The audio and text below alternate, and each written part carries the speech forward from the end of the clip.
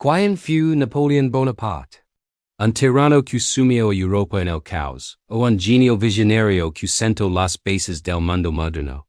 La verdad es que fue ambas cosas y mucho más. Su vida es una de las historias más fascinantes que existen. Un ascenso meteórico desde la oscuridad hasta la cima del poder, y una caída igual de espectacular.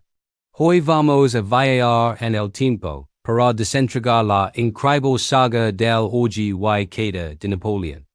Nacido en la isla de Córcega en 1769, en una familia de la pequeña nobleza, nada hacía presagiar que Napoleón de Bonaparte, como se llamaba originalmente, se convertiría en el amo de Europa. Su infancia no fue fácil. En la Academia Militar en Francia era visto como un extranjero por su acento y sus orígenes. Pero detrás de esa fecha de forastero, había una ambición sin límites y una mente brillante para la estrategia. La Revolución Francesa fue el catalizador que necesitaba. Mientras Francia se convulsionaba en un torbellino de cambios, el joven Napoleón vio su oportunidad. En 1793, durante el asedio de Toulon, demostró su genialidad táctica por primera vez. Con solo 24 ecos, ideó un plan audaz que expulsó a las fuerzas británicas y realistas de la ciudad. Esta victoria no solo le valió el ascenso a general de brigada, sino que puso su nombre en boca de todos en París. Poco después, en 1795, salvó el gobierno revolucionario, el directorio, de una insurrección realista en las calles de París. Su famosa frase, una descarga de metralla, dispersó a la multitud y consolidó su reputación como un hombre de acción, un salvador de la república. Como recompensa, le dieron el mando del ejército de Italia. La campaña de Italia fue una obra maestra. Con un ejército mal equipado y desmoralizado, Napoleón logró una serie de victorias asombrosas contra los austríacos y sus aliados. Su secreto era la velocidad, la sorpresa y la capacidad de inspirar a sus soldados. Les prometió honor, gloria y riquezas y cumplió. Regresó a Francia no solo como un hero militar sino como un hombre inmensamente popular y poderoso. El directorio, débil y corrupto, empezaba a temer tanto como un necesitado. Su siguiente aventura fue en Egipto. Aunque militarmente fue un fracaso, ya que su flota fue destruida por el almirante británico Horatio Nelson en la batalla del Nilo, Napoleón supo cómo convertir la derrota en una victoria propagandística.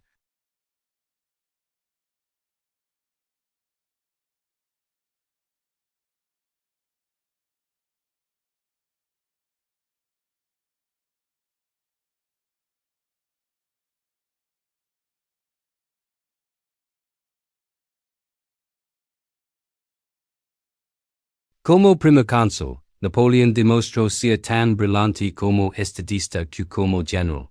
Emprendió una serie de reformas que transformaron Francia. Creó el Banco de Francia para estabilizar la economía. Reorganizó la administración, centralizando el poder. Promulgó el Código Napoleónico, un sistema de leyes que garantizaba la igualdad ante la ley, la libertad religiosa y el derecho a la propiedad. Este código fue tan influyente que se convirtió en la base de los sistemas legales de muchos países del mundo. Napoleón también buscó la paz.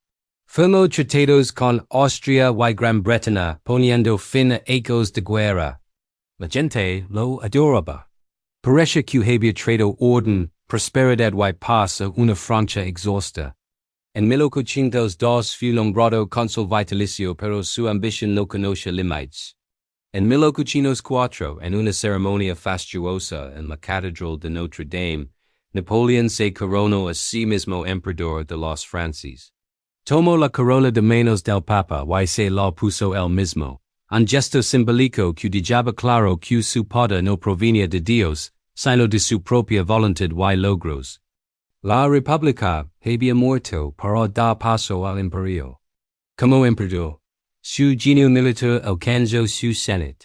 En 1805, en la batalla de Austerlitz, conocida como la Batalla de los Tres Emperadores, Napoleón obtuvo su victoria en mes brillante.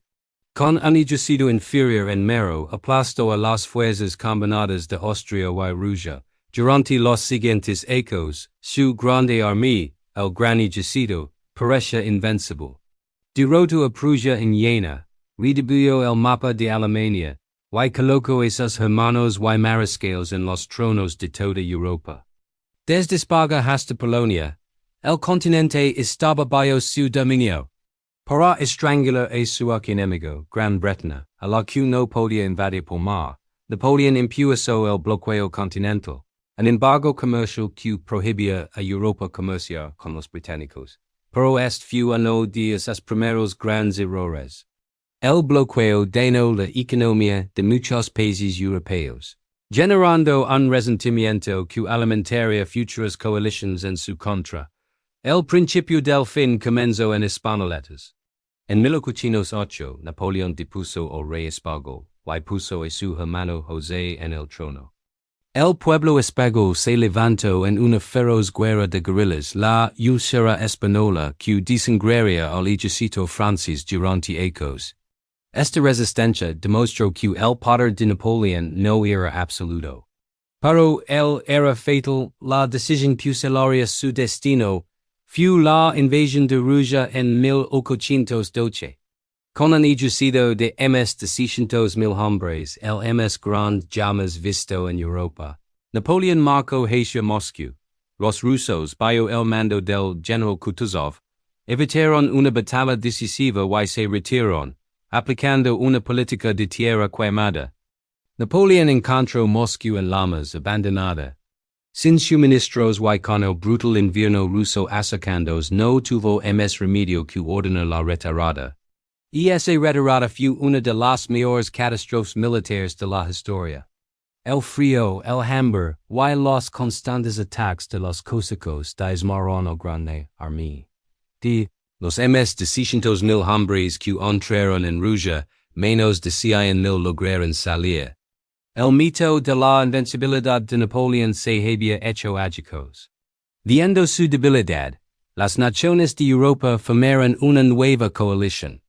En 1803, en la batalla de Leipzig, también conocida como la batalla de las naciones, Napoleón fue derrotado decisivamente por las fuerzas aliadas de Rusia, Prusia y Suecia. La balanza se había inclinado en su contra de forma irreversible. Los ejércitos aliados invadieron Francia y, en marzo de 1814, entraron en París. Napoleón, abandonado por sus mariscales, no tuvo más opción que abdicar. Los vencedores lo exiliaron a la pequeña isla de Elba en el Mediterráneo. Parece que la increíble aventura del emperador había llegado a su fin. Pero Napoleón no era hombre de rendirse. Menos de un año después, en marzo de 1815, escapó de Elba, desembarca en Francia y marchó hacia París. Las tropas enviadas para detenerlo se unieron a él al grito de "Viva el Emperador". El rey Luis XVIII cayó y Napoleón recuperó el poder sin disparar un solo tiro. Comenzaba el periodo conocido como los 100 días. Las potencias europeas alarmadas declararon a Napoleón fuera de la ley y reunieron sus ejércitos una vez más. El enfrentamiento final tuvo lugar el 18 de junio de 1815, cerca de un pequeño pueblo en Bélgica llamado Waterloo. En una batalla épica y sangrienta, el ejército francés de Napoleón se enfrentó a las fuerzas aliadas dirigidas por el Duque de Wellington y el mariscal prusiano Blücher. Durante horas la batalla estuvo indecisa. Napoleón estuvo a punto de ganar, pero la llegada oportuna de los refuerzos prusianos inclinó la balanza. Su guardia imperial, la élite de su ejército, fue destrozada. La derrota fue total. Esta vez no había segundas oportunidades.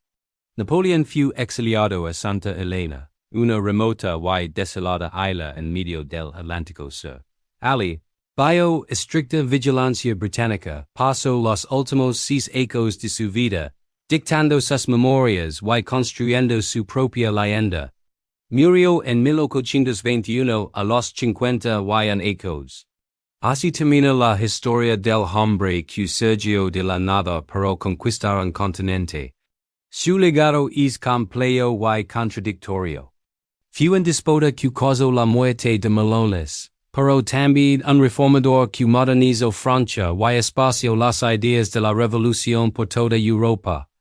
Su vida nos recuerda que la historia no la escriben fuerzas impersonales o individuos con una ambición y una voluntad extraordinarias. Napoleón Bonaparte fue, sin duda, uno de ellos. Gracias por acompañarnos en este viaje por la vida de una de las figuras más impactantes de la historia. Si te ha gustado el video, no olvides darle a like, suscribir y activar la campanita para no perder nuestros próximos contenidos. Hasta la próxima.